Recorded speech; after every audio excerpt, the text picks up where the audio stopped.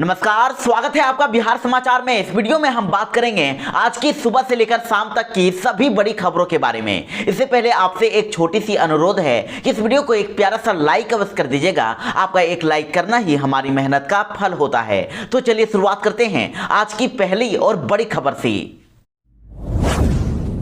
बिहार में फिर से भारी बारिश होने वाली है। मौसम विभाग ने फिर से पूरे बिहार में येलो अलर्ट जारी कर दिया है और अब अगले 4 दिनों तक 11 जिलों में बारिश के साथ ही ठनका गिरने को लेकर भी चेतावनी जारी कर दी गई है। बिहार में लगातार ठंड बढ़ती ही जा रही है और बिहार वासियों को कोल्ड डे और कनकनी से अभी फिलहाल छुटकारा नहीं मिलने वाला है। पटना में गुरुवार की शाम को भी हल्की बूंदाबूंदी हुई है और कनकनी के बाद अब बारिश की संभावना जताई जा रही है और इसे लेकर अब मौसम विभाग ने बिहार के कई जिलों में येलो अलर्ट जारी कर दिया है। और मौसम विभाग की माने तो शुक्रवार, शनिवार, रविवार और सोमवार को कई जिलों में बारिश और ओला गिरने की संभावना है। और बिहार के जिन 11 जिलों में बारिश होने वाली है वे जिले हैं पश्चिमी चंपारण, पूर्वी चंपारण, सिवान, सारण, गोपालगंज, बक्सर, आरा, अरवल, रोहतास, भभुआ और औरंगाबाद। इन जिलों में आज बारिश होने वाली है। जबकि 22 जनवरी, 23 और 24 जनवरी को भी बिहार के कई जिलों में, ज्यादातर जिलों में बारिश और ठनका गिरने को लेकर अलर्ट जारी कर दिया गया है। बिहार पूरी तरह शीतलहर की चपेट में आ गया है और बिहार में अभी ठंड और भी ज्यादा बढ़ने वाली है। बिहार में फिर से पाबंदियों को बढ़ा दिया गया है। बिहार सरकार ने फिर से नई गाइडलाइन जारी कर दी है और इस नई गाइडलाइन में अब बिहार सरकार ने बिहार में नाइट कर्फ्यू को लेकर एक बड़ा ऐलान कर दिया है। नाइट कर्फ्यू को बिहार में 6 फरवरी तक के लिए बढ़ा दिया गया है और इसके तहत अब रात में 10 बजे से सुबह 6 बजे तक लोगों को चलना फिरना भी प्रतिबंधित रहेगा। वहीं सभी सरकारी और गैर सरकारी कार्यालय 50% उपस्थिति के साथ खोले जाएंगे और किसी भी बाहरी व्यक्ति के कार्यालय में प्रवेश वर्जित रहेगा। तो वहीं बिहार में अभी भी शॉपिंग मॉल पूरी तरह से बंद रहेंगे और रेस्टोरेंट और ढाबे में अभी भी 50% क्षमता के साथ ही खोले जाएंगे। तो वहीं सभी राजनीतिक, सामुदायिक, सांस्कृतिक, सार्वजनिक आयोजनों में अधिकतम 50 व्यक्ति की अनुमति दी गई है, परंतु इसके लिए भी जिला प्रशासन से अनुमति लेनी होगी। और साथ ही बिहार में दुकानों को अब रात 8 बजे तक ही खोला जाएगा और साथ ही बिहार सरकार ने स्कूलों को लेकर भी एक बड़ा ऐलान कर दिया है। बिहार में अभी अब सभी शैक्षणिक संस्थान 6 फरवरी तक बंद रहेंगे, यानी कि बिहार में 21 जनवरी तक जो पाबंदियां लागू की गई थी वो अब 6 फरवरी तक लागू रहने वाली है। तो वहीं राजद ने अब एक बड़ा दावा कर दिया है। देखिए, आरजेडी की तरफ से एक बड़ा दावा करते हुए कह दिया गया है कि तेजस्वी यादव जल्दी ही मुख्यमंत्री बनने वाले हैं। जी हां, राजद ने बिहार में सत्ता परिवर्तन का एक बार फिर से ऐलान कर दिया है। उन्होंने कह दिया है कि तेजस्वी यादव बिहार के मुख्यमंत्री बनने वाले हैं और आरजेडी को पूरा भरोसा है कि इसी साल नेता प्रतिपक्ष तेजस्वी यादव बिहार के मुख्यमंत्री बन जाएंगे। और यह बयान राजद के प्रमुख प्रवक्ता और विधायक भाई वीरेंद्र ने दिया है। उन्होंने फिर से बड़ा दावा करते हुए कह दिया है कि तेजस्वी यादव बहुत ही जल्द बिहार के मुख्यमंत्री बन जाएंगे और इसके साथ ही नीतीश कुमार बिहार की सियासत से संन्यास ले लेंगे। उन्होंने कह दिया है कि बिहार के मुख्यमंत्री केवल दूसरे मामलों से ध्यान भटकाने के लिए शराबबंदी की बंसी बजा रहे हैं। बिहार में सरकार हर मोर्चे पर नाकाम हो रही है और इन नाकामियों को छिपाने के लिए ही शराबबंदी का बाजा बजाया जा रहा है। और उन्होंने यहां तक कह दिया है कि अगर नीतीश कुमार वाकई में बिहार में सामाजिक बदलाव करना चाहते हैं तो वो केवल शराबबंदी कानून ही नहीं बल्कि नशा मुक्ति अभियान भी चलाएं। लेकिन नीतीश कुमार का अब वक्त खत्म हो गया है। बिहार की जनता उनकी हकीकत को जान चुकी है और बिहार में जल्दी ही अब तेजस्वी यादव की सरकार बनने वाली है, फिर से राजद की सरकार बनने वाली है। तो वहीं विद्यार्थियों के लिए बड़ी खबर है। अब बिहार बोर्ड ने अब डीएलएड स्पेशल एग्जाम का रिजल्ट जारी कर दिया है। तो अब ऐसे छात्र जो इस परीक्षा में शामिल हुए थे, परीक्षा में हिस्सा लेने वाले परीक्षार्थी अब अपना रिजल्ट secondary.biharboardonline.com पर जाकर चेक कर सकते हैं।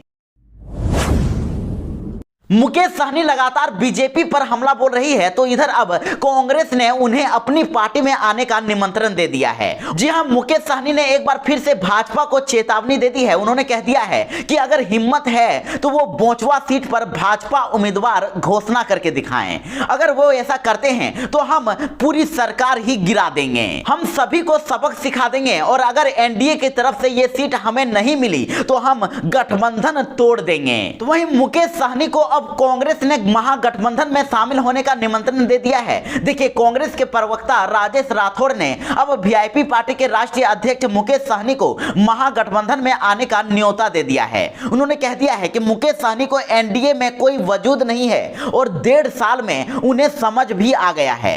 कांग्रेस प्रवक्ता ने कह दिया है कि बीजेपी उनकी वजूद और पार्टी को बर्बाद कर रही है और पार्टी और समाज की वजूद को अगर बचाना है तो उन्हें बिना देर किए अब महागठबंधन में आ जाना चाहिए। तो इधर मुकेश सहनी भी अब महागठबंधन का समर्थन करते हुए नजर आ रहे हैं। देखिए, मुकेश सहनी ने अब बीजेपी पर हमला बोलने के साथ ही तेजस्वी यादव का समर्थन करने की बात कह दी है। उन्होंने तेजस्वी यादव की तारीफ की है और कह दिया है कि वे लालू यादव को फॉलो करते हैं। तेजस्वी उनके छोटे भाई के समान हैं और जिस दिन हमारे बीच आम सहमति बन गई, हम दोबारा साथ मिलकर राजनीति करेंगे। तो ऐसे में अब मुकेश सहनी महागठबंधन में भी जा सकते हैं और ऐसा करने से अब एनडीए में टूट हो जाएगी और बिहार सरकार भी गिर सकती है।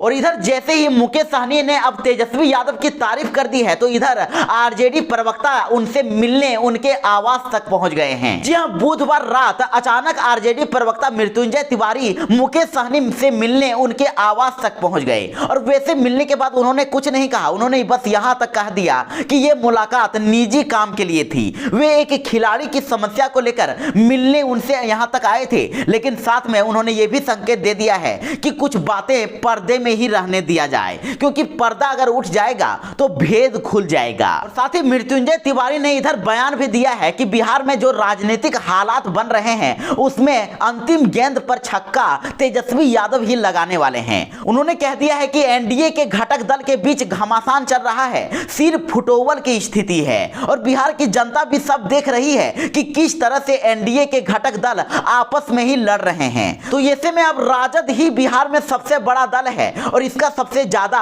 फायदा राजद को ही होने वाला है। उन्होंने कह दिया है कि इधर मुकेश सहनी भी बीजेपी से नाराज चल रहे हैं और अगर मुकेश सहनी तवार छीन लेते हैं तो एनडीए की नैया भी बिहार में डूब जाएगी और इसीलिए जो हालात हैं उसको देखकर अब कोई भी कह सकता है कि बिहार में बहुत ही जल्द बड़ा खेला होने वाला है।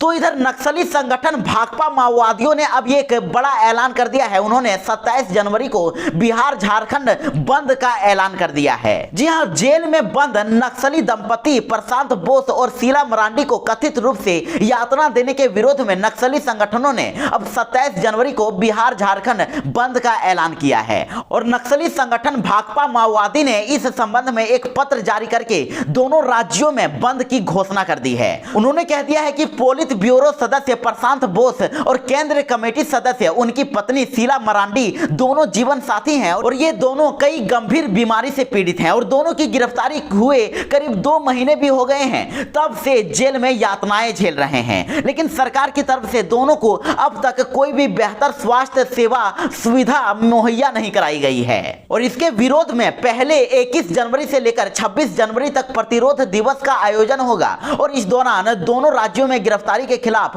प्रतिरोध जताया जाएगा। तो वहीं 27 जनवरी को उन्होंने बिहार झारखंड बंद करने का ऐलान कर दिया है। प्रधानमंत्री नरेंद्र मोदी की जुबान कई मौकों पर फिसलती रहती है और ऐसा ही एक वाकया गुरुवार को भी देखने को मिला है।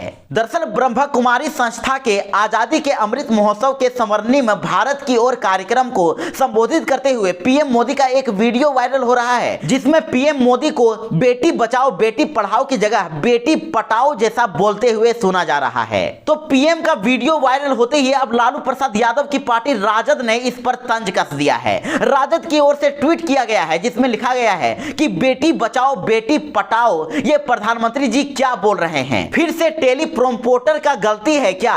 और इसके साथ ही राजद ने ट्वीट के साथ पीएम मोदी के संबोधन के हिस्से का एक वीडियो भी पोस्ट किया है, जिसे हम आपको सुनाने जा रहे हैं। हाल के आंकड़ों से पता चला है कि बेटी बचाओ बेटी पढ़ाओ अभियान इसकी